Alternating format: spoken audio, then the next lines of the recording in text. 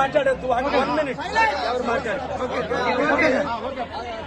Vijayawada, Budmer and Singh Nagar colony, this area has been affected by this overwhelming floods. I pray the government of India and the Chief Minister Chandrababu Naidu ji will do the most necessary. First, provide the food and water to nearly hundreds of thousands of people and partner with us so that we can rebuild their houses, reconstruct their lives and prevent these floods from happening. Therefore, look at this. Hundreds of thousands of people, almost 400,000 in Singh Nagar, 280,000. చూడండి, విజయవాడలో ఈ రోజు ఈ విధంగా లక్షల మంది ఇల్లు పోగొట్టుకోవడానికి, వారి జీవితాలు నాశనం అవడానికి కారణం ఏమిటంటే ఈ బుడిమేరు, ఈ గవర్నమెంట్ పాలిటీషియన్స్ కొంతమంది ఆక్యుపై చేసి ఈ బిల్డింగ్లు కట్టడం.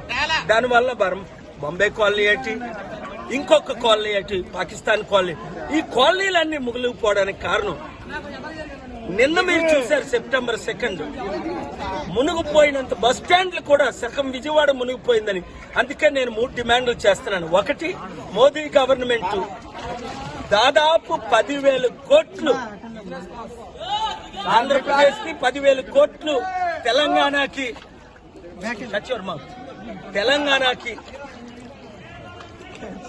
చెప్పాను కదా మాట్లాడొద్దని. దాదాపు ఇమీడియట్ గా ఫండ్స్ రిలీజ్ చేయాలని, ప్రాణాలు పోయిన వాళ్ళకి 1 కోటి రూపాయలు, ప్రాణ హాస్పిటల్లో ఉండి ఎంతో మంది నష్టం, కనీసం ఒక 5-10 లక్షల వాళ్ళకి రిలీజ్ చేయాలని నా కోరిక. అన్నిటికంటే ముఖ్యం ఏంటంటే ఇలాంటి జరగకుండా ఉండాలని ముందే ప్లాన్ చేసుకోవాల్సింది. కానీ ఇంతమంది ముఖ్యమంత్రులు తెలివైన వాళ్ళు ఉన్నారు, కానీ ఒకరు కూడా ప్లాన్ చేయలేకపోయారు. నేను ఎవరిని పొలిటికల్ గా ఇప్పుడు క్రిటిసైజ్ చేసే టైం కాదు. ముఖ్యమంత్రి చంద్రబాబు నాయుడు గారిని కలిస్తే దీనికి కావాల్సిన వనరు మోదీ గవర్నమెంట్ అదానీ అంబానీకి 12 లక్షల కోట్లు రుణమాఫీ చేశారే, 10 కోట్లు 2 తెలుగు రాష్ట్రాలకి, 10,000 కోట్లు, 10 లక్షల కోట్లు కాదు, రిలీజ్ ఇమీడియట్ గా చేయాలని డిమాండ్ చేస్తున్నాను. అందరి కొరకు ప్రార్థించండి. ప్రాణాలు పోయిన కుటుంబాల కొరకు, ఇలాగా లక్షల మంది బాగా ఇబ్బంది పడుతున్న వారి కొరకు మీ వంతు మీరు సేవలు చేయండి. మీరే వంటలు చేయండి, మీరే ఫుడ్ డిస్ట్రిబ్యూట్ చేయండి, మీరే యూత్. అలాగే రాష్ట్రాల్లో ఎక్కడైతే ఎఫెక్ట్ అయ్యే ఫ్లడ్ వాళ్ళందరికీ మీ పని, మీ వంతు మీరు హెల్ప్ చేయండి. దేవుడు మిమ్మల్ని దీవించాలి. Thank you very much. దగ్గరికి వెళ్ళి సైడ్ తమ్ముడు సైడ్ చెప్పులేవా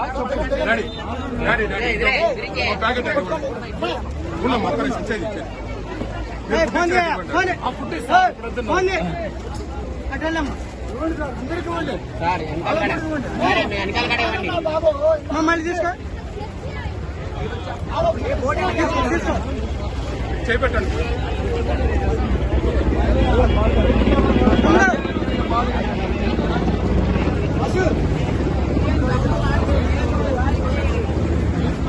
గుడ్డి తీసుకోండి.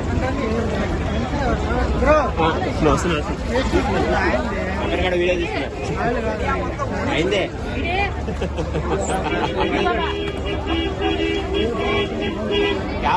దేలేకి చూసినా ఇది వాళ్ళు కాదు, డిమాండ్ చేస్తాను. పంపించడానికి ఏర్పాటు చేస్తాను.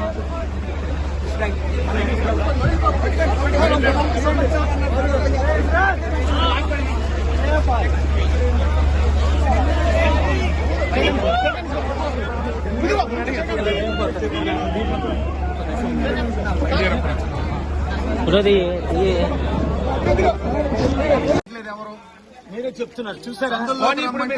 ఇప్పుడు వీడియో తీసుకుని వస్తారా? ఒక్కటైనా గవర్నమెంట్ ఒకటి కనపడిందా? గవర్నమెంట్ ఆఫీసర్ ఒకరు కనపడ్డారా? మామూలు ప్రజలు, సామాన్య ప్రజలు తప్ప అక్కడికి వెళ్ళి దెబ్బలు తిని తెచ్చుకోవాల్సిన పరిస్థితి వచ్చింది. చూసారా ఎంత దెబ్బలైనా దీన్ని కొట్టించుకొని ఒక ఫుడ్ ప్యాకెట్ కొరకు. మీ పేరండి? నవీన్. ఈ పీస్ ఫెస్టివల్ అంత సెక్యూరిటీ నేనే. అయ్యో, మన శాంతి సభకి 2008లో సెక్యూరిటీ ఇచ్చారట, మొత్తం ఆయనే హెడ్ అని. మీ అన్ని ఏరియాస్ పర్సనల్ నేను సార్ దగ్గరికి బావగారి దగ్గరికి వెళ్ళమని చివరిలో చెప్పారు మీరు ఒంగోలులో. Very good time. చూసారా ఎంత అభిమానులు వీళ్ళు ఉన్న సత్యాన్ని చెప్తున్నారు. ఇది ఇప్పుడు ఇమీడియట్ గా ముఖ్యమంత్రి గారు చర్యలు తీసుకోవాలి. అసలు దీన్ని ప్రివెంట్ చేయాలి. ఇప్పుడు ప్రివెన్షన్ కాకపోయినా తర్వాత ఇల్లు కట్టడం, తర్వాత ఫండింగ్ ఇవ్వడం, తర్వాత ముందు వీళ్ళని కాపాడాలి. ఫుడ్, వాటర్, మెడిసిన్ ఇంటింటికి లోపలికి అందించాలి. Thank you very much. చూసారా ఎంత ప్రైజ్ ది లార్డ్, ఎంత సెక్యూరిటీ. Thank you. చూసారా 3 రోజులు అయింది, తినడానికి తిండి లేదు. కొంతమందికి రోడ్డు మీద ఉన్న వాళ్ళకి అందుతుంది. దాదాపు 4 లక్షల మందికి ఎంతో ఇబ్బందులు పడుతున్నారు. తాగడానికి మంచినీళ్ళు లేదు. ఇమీడియట్ రిలీఫ్ మేము ప్రపంచమంతా గ్లోబల్ పీస్ ద్వారా చేశాం. ఇది చాలా ఈజీ వర్క్. చంద్రబాబు నాయుడు గారు, కలెక్టర్స్ వారి ద్వారా ఇంకా స్పీడప్ చేయాలని నేను రిక్వెస్ట్ చేస్తున్నాను. అంతకంటే ముఖ్యం ఏంటంటే ఈ ప్రాణాలను కాపాడడానికి ఇలాంటి ఇంత ముందు జరగకుండా ఏ విధంగా హైడ్రా ద్వారా ఈ ఇల్లీగల్ కన్స్ట్రక్షన్స్ అన్ని కొట్టేస్తే కొత్త చట్టం తీసుకొచ్చి ఆంధ్రప్రదేశ్ లో కూడా అప్పుడు ఇలాగ వాటర్ ఉండదు. ఎందుకంటే చిన్న చిన్న కాలువల ద్వారా పెద్ద కాలువల ద్వారా సముద్రానికి నీరు వెళ్ళిపోయే ప్రపంచం చేస్తుండే. ఎంతమంది ముఖ్యమంత్రులు ఎందుకు చేయలేదో నాకైతే ఆశ్చర్యం ఉంది. చాలా ఇంపార్టెంట్. చూసారా